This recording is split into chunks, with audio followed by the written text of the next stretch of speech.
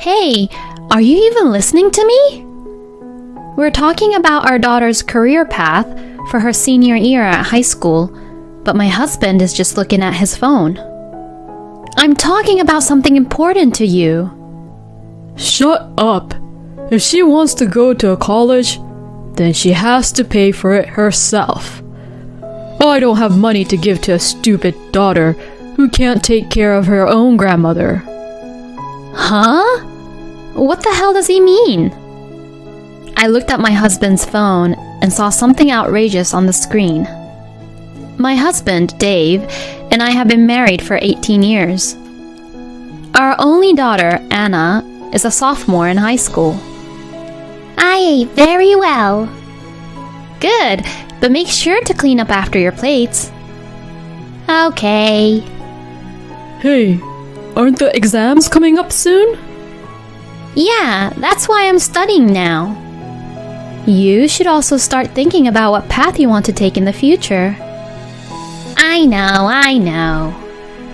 It was that time of year I get concerned about Anna's future career path, but I'm relieved that she's growing up well. Like this, the three of us were getting along well and living a peaceful life together. But there's one thing that worries me a little. And that's my mother-in-law, Judy. My mother passed away soon after I got married. At the funeral, Judy said and did something inappropriate. Mom. You're my son's wife now, so don't cry over something like this. Huh? The reason she died so early was because her bad behaviors on a daily basis, right? She'd say very insensitive stuff at me, who was crying at the time, and she also made fun of my mother. What are you talking about? That's inappropriate. If you're going to talk like that, then get out. What? My husband, Dave, was furious with Judy, while I was too stunned to speak back. Since then, I haven't had any contact with Dave's side of the family and haven't seen my parents-in-law. Judy's attitude was horrible, but I feel like my anger faded over time. It's not like we have completely cut ties, and I wonder if it's okay for us to continue not interacting with them. They are grandparents to my daughter after all. That's what I think about sometimes. And then, I received the news that my father-in-law had passed away. Since he was my husband's father, we attended the funeral. Honey. Judy was in tears at the funeral. Judy, whom I hadn't seen in a long time, looked weaker and smaller. I guess she's grieving from the bottom of her heart over the loss of her loved one. Few days later, Dave was staying at the parents-in-law's house for the funeral and inheritance procedures. When he returned home after his short stay at his parents' house, he proposed to move in with Judy to me. My mother is the only one living in their house now, and she seems to be very depressed. I see. I pictured Judy crying alone. With my father-in-law gone, she must be feeling very lonely. I can understand why Dave was worried for Judy. I was thinking that we could move in with her. Please? Yeah, okay. I agreed to live with Judy in the end. So, we moved into my parents-in-law's house. But, once we started to live together, I look forward to living with you, Judy. You haven't done anything great as a wife until now, so you should work hard to make up for it. What? Now make me a tea quickly. Can't you see me being depressed here? You should be more considerate. How dare Judy take it out on me? I decided to move in with Judy because I thought she was lonely, but what is with her attitude? And Dave and I both work, but he leaves all the house chores to me. Hey, is dinner ready yet? I just got home from work. You're such a bad wife, ignoring what you need to do in the house when you're a wife. I'm really disappointed in you. Ugh. Why does she always complain about me so much? And now, Judy began to blame Anna too. Hey, please go fold the laundry. But I'm studying right now. What a charmless girl you are, just like your own mother. What? You can't even obey to your elders. Girls are supposed to help around the house instead of studying. Huh? You're really annoying. Anna was at her adolescence, so she became rebellious towards Judy. Studying is useless. Doing the house chores are much more useful. You're freaking annoying. My goodness, she's such a useless child, isn't she? The relationship between Judy and Anna was getting worse. It came to the point where I was regretting why we were living with her and wondered why I had agreed to live with her. Dave, on the other hand, was gradually being brainwashed by Judy. I'm home. Welcome home, honey. Come on, let's get your bag and jacket over here. You should sit and relax here. Oh, thanks. It's actually the wife's job to serve her own husband. I'd like to teach Clara all the things I would do as a wife, but it's hard to even do that when she's not motivated about it and doesn't take me serious. Really? When Judy lies and cries, Dave defends her and doesn't listen to what Anna and I had to say. Clara and Anna is always harassing me. Please do something about it, sweetie. You're disgusting, harassing my own mother. I've never harassed her, ever. She always crumples up my laundry, and it's just terrible what she does to me. I've never done that before. Rather, she's the one who complains and harasses me all the time. How dare you talk like that? You're not being a good wife at all. No, grandmother's lying, and all you do is take her side. Stop butting in. It's all thanks to me that you can live your life like right now. You do know that, right? Believing in Judy's lies, Dave began to swear at me and our daughter. While this frequently happened, Anna became a senior in high school. And on the day of a parent-teacher conference at our daughter's school, I attended every parent-teacher conferences and I always told Dave about it. And this time again, we were talking in the living room after dinner, but Anna is thinking about going to college too. Yeah, I narrowed it down to a few places that have the department of my choice. Her teacher said that if it's this college that she wants to go to... Hey, are you even listening to me? Dave wasn't saying anything and was just looking at his phone. He didn't seem like he was listening to me, and he didn't even look interested, which was the same as how he was last year. I'm talking about something important to you. Shut up. If she wants to go to a college, then she has to pay it for herself. I don't have money to give to a stupid daughter who can't take care of her own grandmother. Huh? I rolled my eyes at Dave, who said this in an annoyed tone. What on earth is he even saying? Huh? What do you mean, stupid?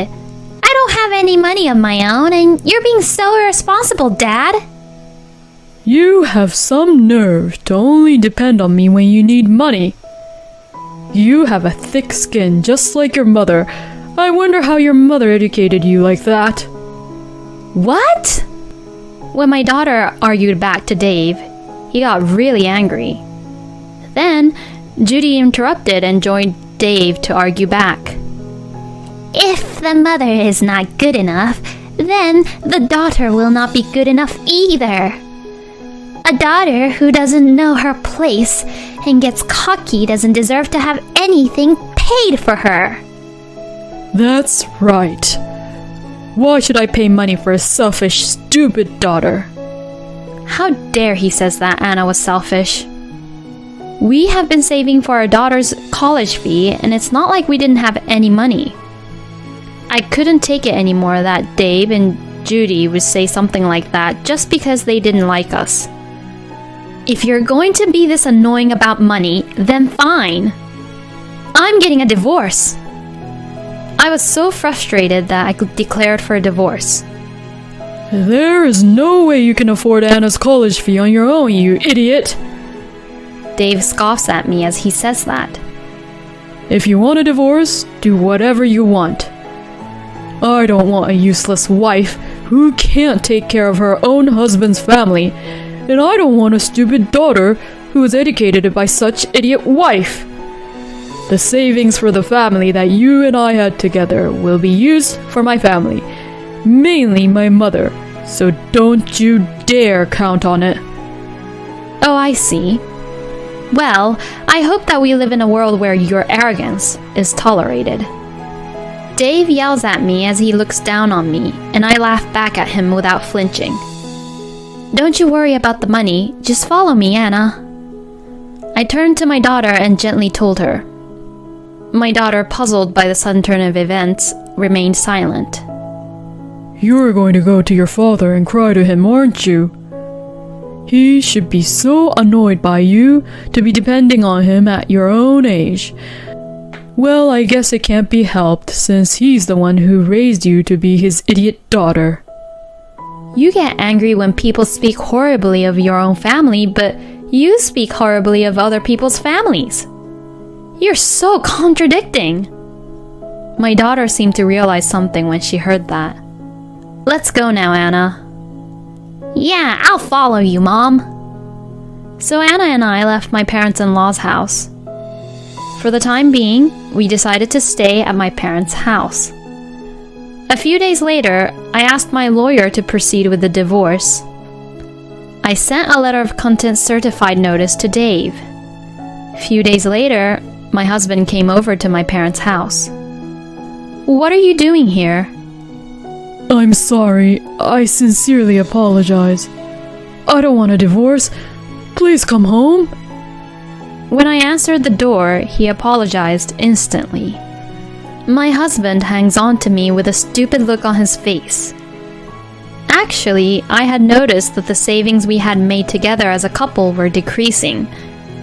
When I requested for a background check to the credit card agency, I found out that Dave was spending money to a hostess in a club. He was secretly preparing for divorce. And apparently, Dave was known to be one of the customers that club hostesses didn't want to get involved in. I'm going to divorce my wife, so marry me. Huh? What are you even saying? I truly love you, and I can make you happy. I'm not really looking for that. After I declared for a divorce, he proposed to a club hostess that he has been crazy about. When the proposal was rejected, Dave was unsatisfied and he was finally banned from the club because he kept on pursuing her. His contact information was also blocked by her. Still not ready to give up, he waited for the club hostess near the club. I'm serious. Please, just listen to me. I have to go to work now.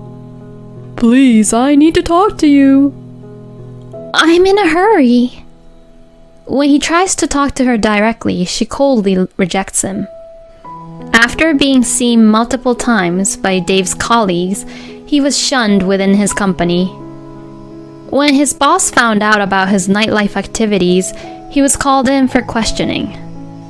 I heard that you've been stalking a club hostess into the club.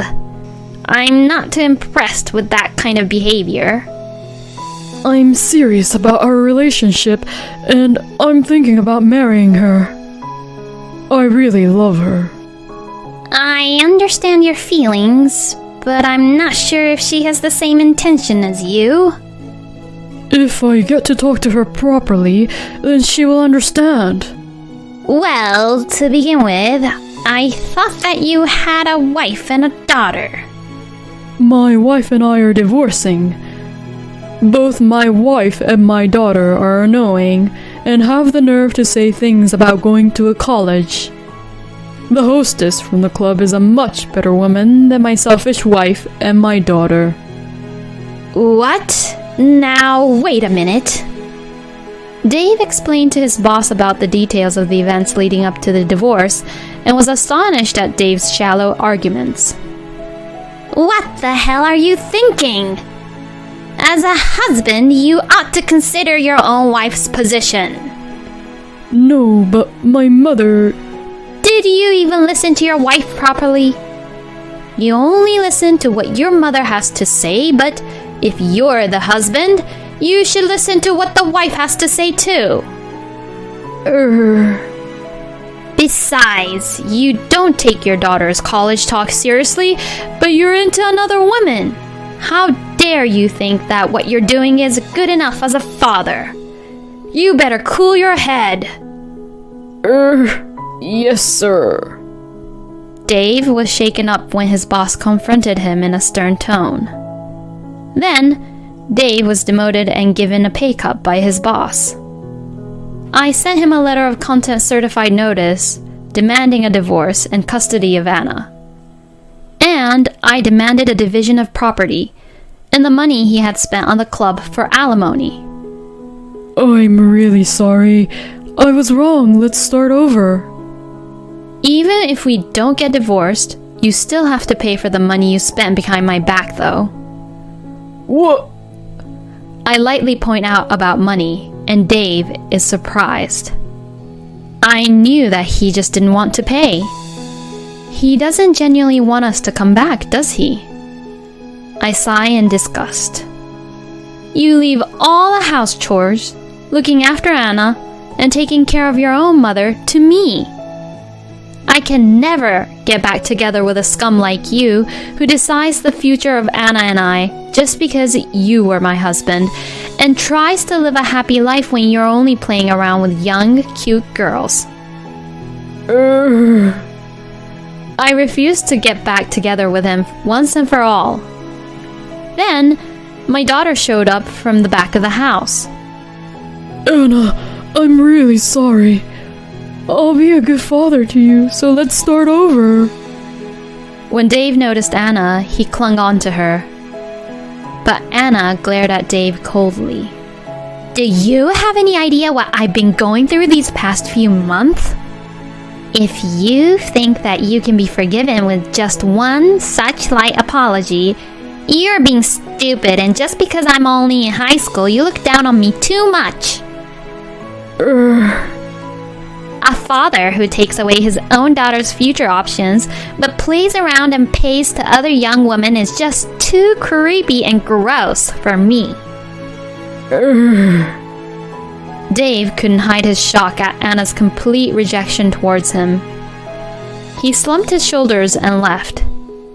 Then soon after, my husband was completely depressed. I can't stand middle-aged men who can't tell the difference between reality and fun. He was also rejected from the hostess at the club. Eventually, Dave gave up trying to get back with me and finally proceeded to pay the fees I had claimed him. The money he spent on the club and the alimony was covered by the money from my ex-father-in-law's inheritance, but that wasn't enough, so the rest was paid in installments. The monthly alimony and child support payments are difficult for Dave, who had a pay cut at work. After the divorce, Judy visited me once at my parents' house.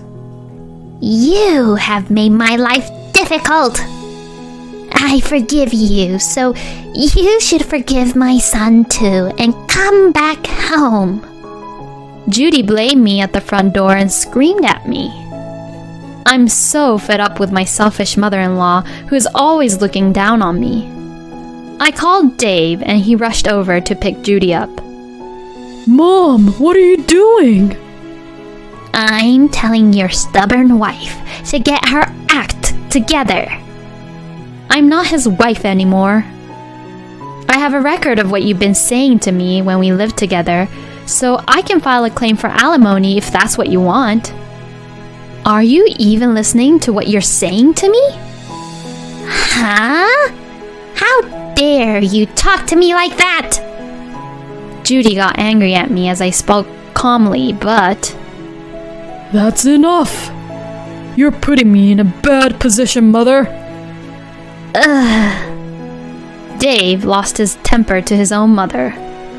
Dave got so angry that he put Judy in an institution. With the alimony and child support payments and the payment for the facility, my ex-husband's life has become quite tight. Another tough month. He has to do all the house chores by himself, and he's living a lonely life on his own now. My daughter and I are spending peaceful days at my parents' house. She's doing her best to pass the entrance exam for college, despite everything that had happened. Here you go, your dinner. Why don't you take a break? Thanks, I was actually just getting a little hungry now. I'll eat now. You're working hard, but don't push yourself too much. I'm my mother's daughter, and you don't have any good luck with men, so I'm going to do my very best and become an independent woman who can live on her own without depending on a man. Oh, I see. I laughed at her jokingly. But if my daughter is working hard to follow the path she has chosen, I'll do my best to support her. And I want her to be truly happy, more than anything else.